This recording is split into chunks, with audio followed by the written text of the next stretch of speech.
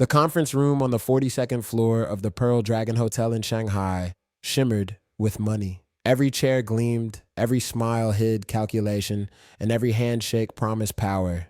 To outsiders, this was another multinational negotiation, the kind where deals reshape industries and fortunes. But for Ariana Miles, this was more than business, it was history. At 39, Ariana had built Miles Global Technologies from her one-bedroom apartment in Atlanta into one of America's fastest-growing logistics software companies. Today was supposed to be her victory. Instead, it would become her awakening and theirs. She entered the room with quiet grace, her skin glowing under the white lights, her braided hair tied into a professional knot. But before she even reached her seat, she heard it, a laugh, a careless word, then another, sharper, mocking.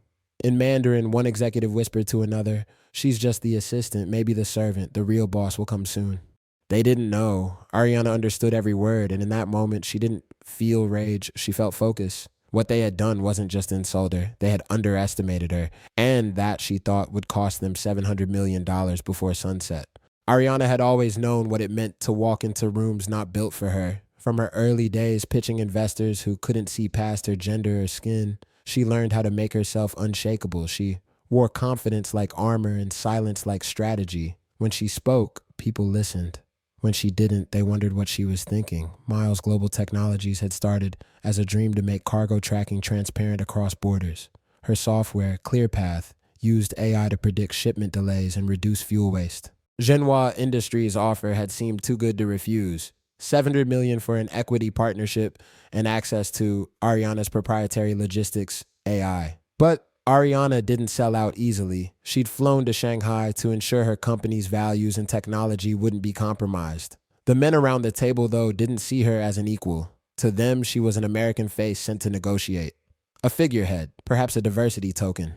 Their words, muttered in Mandarin, betrayed their arrogance. Ariana adjusted her blazer and smiled as she sat. She greeted them in fluent Mandarin.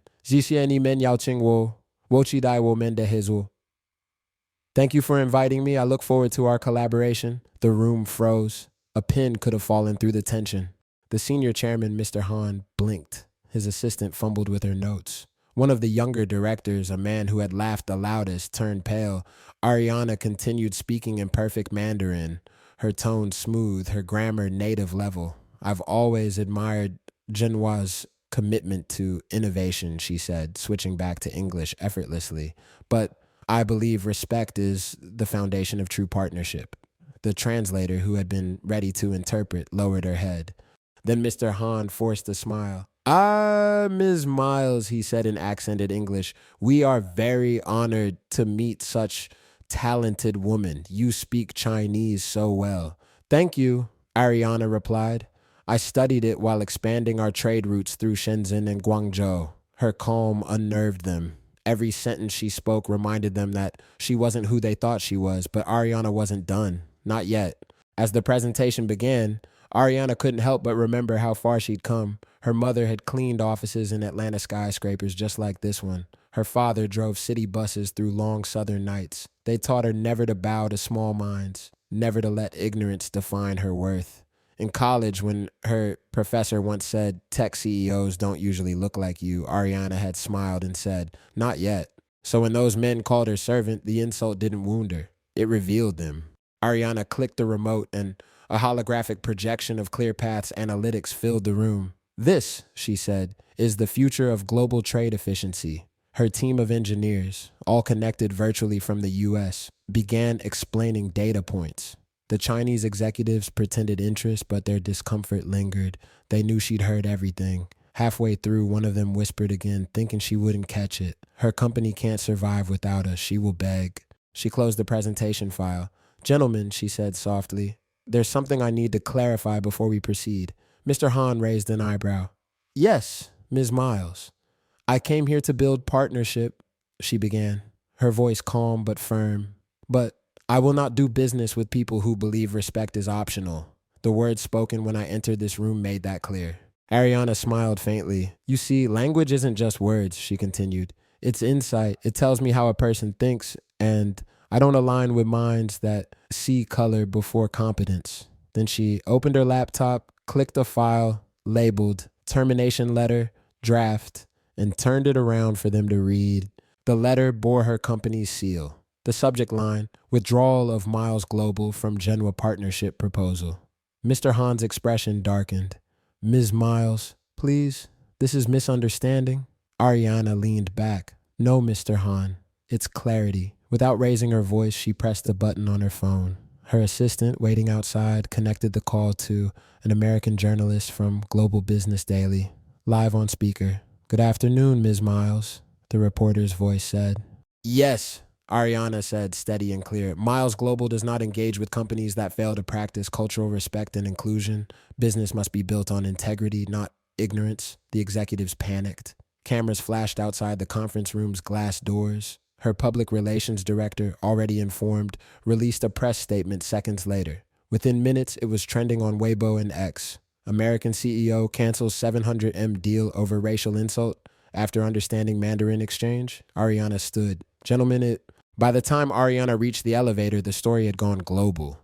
CNN called it the most dignified corporate clapback of the decade. In Shanghai, local forums debated it fiercely. Some criticized the executives, others praised Ariana's composure. In Atlanta, her employees watched the live feed, stunned and proud.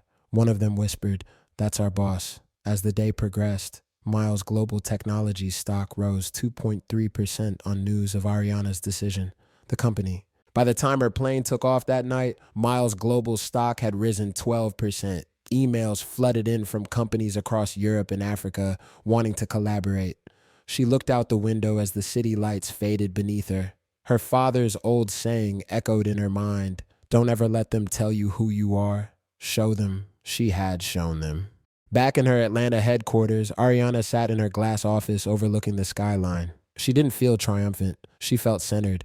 Her assistant, Naomi, knocked softly. "You got calls from CNBC, BBC, and Forbes. Everyone wants your statement." Ariana smiled. "They already have it. Integrity doesn't need a sequel." Naomi grinned. "You know, you just made history, right?" Ariana laughed. "Maybe. Or maybe I just reminded the world that history isn't."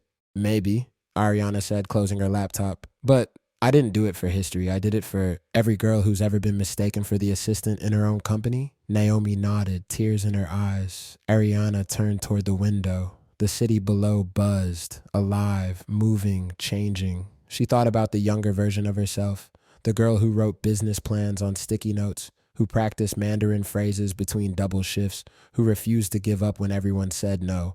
That girl would have smiled today. Weeks later, Ariana was invited to speak at the World Leadership Forum in Washington, D.C., standing before thousands. She wore a white suit, bold, sharp, unapologetic. The crowd hushed as she began. "When I walked into that room in Shanghai, I heard words not meant for me, words meant to diminish, but I didn't let them define me. I let them reveal who they were." Applause erupted. Ariana waited, then continued. "We are each the heroines of our own stories." She continued, her voice steady. "We live in a world that still struggles to see leadership in every shade, but progress isn't polite, it's persistent. And every time we stand our ground with grace, we shift the narrative forward." The audience rose in standing ovation. Cameras flashed. Social media flooded with clips titled, "Black CEO's Speech Breaks the Internet." But Ariana only smiled, because for her, it wasn't about viral fame. It was about truth. "Apologies, it appears Pi is away for the moment. Please check back again soon." "Ms. Miles, Mr. Hahn wishes to apologize. He did not realize how his team's words would be interpreted." Ariana paused. "Tell him I appreciate the gesture," she said, "but respect isn't something to be realized after. It's something to be practiced before." "Will you reconsider the deal?" the translator asked. "No," Ariana said softly. "Some deals aren't meant to be saved. They're meant to be remembered." Months later, Ariana's company expanded into Africa and Europe through partnerships that valued diversity and ethical leadership. Her decision had sparked a movement. Multinational corporations began implementing cross-cultural respect training for global teams. Ariana didn't just cancel a deal. She ignited a dialogue. In interviews, when asked if she regretted losing $700 million, she would smile and answer, "I didn't lose $700 million. I invested in self-respect. And that's priceless."